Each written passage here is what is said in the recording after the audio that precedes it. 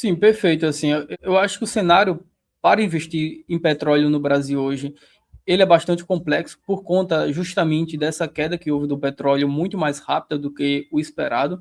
Então, assim, as ações também terminaram acompanhando. A gente viu aí a Petrobras, a Prio, a Brava, a PetroRecôncavo, todas essas empresas caindo bastante também nesses últimos 2 meses. Não exatamente desde o fim do conflito de fato, mas elas já vinham caindo até antes, porque já tinham notícias mais concretas ali de que um possível acordo de paz estaria próximo. Então, as ações das petroleiras aqui no Brasil já caíram bastante, só que com a velocidade da queda no petróleo, deixou algumas dessas empresas em uma situação até mais apertada, né? E aqui eu destaco o cenário da Petrobras, que tem pouca margem de ali junto com o preço do petróleo. Hoje um petróleo abaixo de 70, 65 dólares já começa a complicar um pouco as estratégias da Petrobras em termos de investimentos, de pagamentos de dividendos. Então, assim, o cenário para investimento hoje em petróleo no Brasil ele exige muita cautela, muita análise ali específica das empresas para entender aquelas que estão melhor posicionadas a um preço do petróleo mais baixo, que é o cenário que está se desenhando agora. Provavelmente um preço do petróleo mais próximo de 65 dólares, se a oferta realmente aumentar, né, como se está prevendo nos próximos anos, um petróleo mais próximo, né, de 65 dólares, dá pouca margem para a Petrobras, e aí teria que ver alguma outra empresa melhor posicionada em termos de custos, né, de lifting cost, né, que é o que a gente chama ali no setor de petróleo, competitivo para que consiga ser rentável, distribuir eventualmente até dividendos nesse cenário de preços de petróleo mais baixo. E também tem esses ruídos, né? Porque eu vi a presidente, a Magda Chambriard, falando que estão agora o investimento em fertilizantes vai realmente pegar, porque tinha até uma questão de déficit aqui, de uma questão assim realmente preocupante, mas daí é aquela velha história, né? Dependendo do governo que está ali, a Petrobras vai ter um direcionamento, né? Para um lado ou outro, que também acho que preocupa, né? A Petrobras ela termina, assim como o Banco do Brasil, sempre sendo colocado em xeque assim quando o cenário político ele está forte, em cenários de eleições também. Na Petrobras especificamente, né, e talvez o Milton pode comentar um pouco sobre como isso tem sido no Banco do Brasil, a gente não tem visto assim tanta interferência ao ponto de atrapalhar ali a estrutura de capital da Petrobras ou de investir de uma forma extremamente pesada em segmentos não rentáveis, como aconteceu no passado recente, que prejudicou muito ali a companhia, crescendo em segmentos que não eram rentáveis. Então, assim, na Petrobras, especificamente, independente do governo, pelo menos ali nos últimos anos, tem sido mais positivo para o acionista nesse sentido, né? Obviamente, houve alguns investimentos ali que o mercado questionou, da direção atual da Petrobras por conta de ter uma rentabilidade mais baixa e de não ser o core business, né, da Petrobras, que é extração ali e produção de petróleo, mas não foi nada tão agravante, né? A companhia segue bem focada no seu core, segue bem focada nos ativos que são mais rentáveis. Então, pelo menos do lado da Petrobras, eu tenho visto um pouco mais de segurança nesse sentido, em termos de intervenção do governo. Eu não sei o que o Milton tem visto no Banco do Brasil nesse sentido. Lucas, eu tenho visto uma situação parecida no Banco do Brasil. Porque essa crise no Banco do Brasil, ela não é uma crise de risco político, como já houve. Ali, quando a gente viu em 15, 16, havia uma crise de risco político na economia brasileira e, consequentemente, também no Banco do Brasil. Hoje, o que se vê no Banco do Brasil é ele sofrendo muito forte ali com o agronegócio. E não é o único banco que tá sofrendo. O próprio BASA, o Banco da Amazônia também, que é muito exposto, também sofre. O Banrisul está sofrendo menos porque ele diminuiu a exposição ao agro, mas o agro ele está numa situação muito delicada.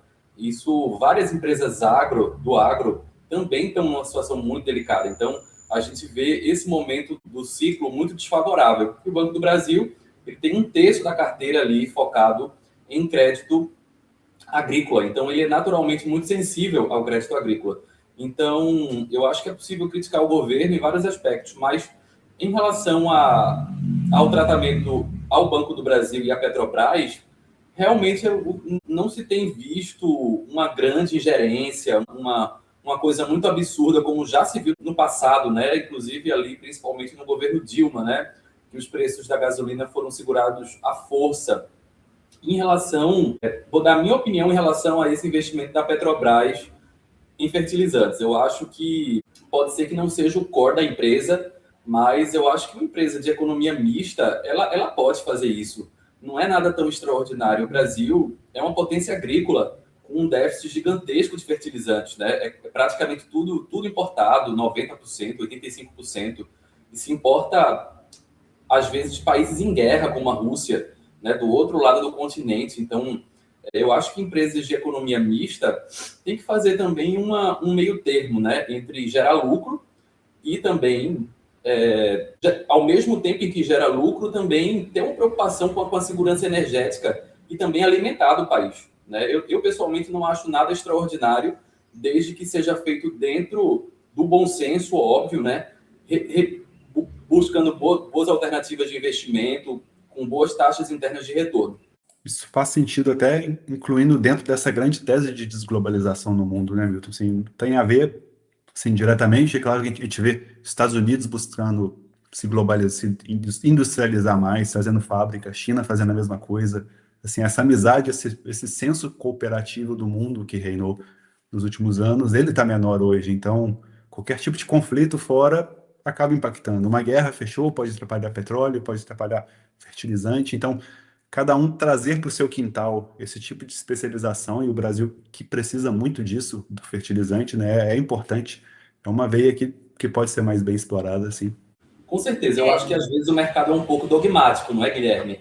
Ele pensa assim, não, a Petrobras vai focar exclusivamente na extração de petróleo. Aí quer dizer que a Petrobras não pode investir em refinaria, a Petrobras não pode investir em nada. A Petrobras tem que focar exclusivamente naquilo ali e ter um payout de 90%, enquanto não é bem assim, né? A gente não vê petroleiras em outros lugares do mundo com esse foco único, exclusivo em extração. As empresas investem em outras coisas, investem em energias renováveis.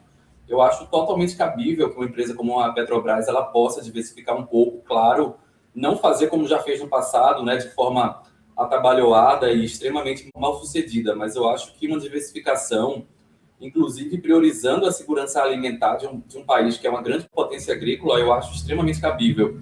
Eu não vejo nada extraordinário nisso. Tem uma coisa que eu também vejo que as pessoas ficam esperando, muitos investidores, que a Petrobras também se mantenha para sempre como aquela Petrobras que foi alguns anos atrás, que estava fazendo desinvestimentos, que estava melhorando a sua estrutura de capital, que acabou também distribuindo muito mais proventos, porque, na verdade, ela tinha não recorrentes para distribuir, além da questão de que naquela época ainda teve começo de guerra Rússia-Ucrânia, aquilo aumentou muito o preço do petróleo. Então, quer dizer, foi um ambiente onde tudo convergiu para um favorável para que a Petrobras também fosse essa grande distribuidora de dividendos que distribuiu, assim, realmente foi uma das maiores nesses anos. Agora, também a gente tem que ver, sempre quando olhar para uma ação, por exemplo, já que nós estamos falando disso, tem que olhar sempre o histórico dela, né? Porque o histórico da própria Petrobras, até por se tratar de uma empresa de economia mista e ter que também responder aos anseios da população, do governo, né, e da ideologia dominante ali no momento, e isso faz parte do próprio core da empresa, a gente vê que ela teve altos e baixos em distribuição de proventos ao longo de toda a existência da empresa, né? Então, não se pode, inclusive por se tratar de uma commodity, a gente não pode esperar que tenha uma distribuição reloginho, como tem, por exemplo, como elétrica, como uma seguradora. Então, eu acho que isso também tem que estar aí no radar para as pessoas entenderem que o risco é maior, que existe sempre uma possibilidade, mas que você está exposto a vários riscos, risco cambial, risco de commodities, risco da própria ingerência estatal.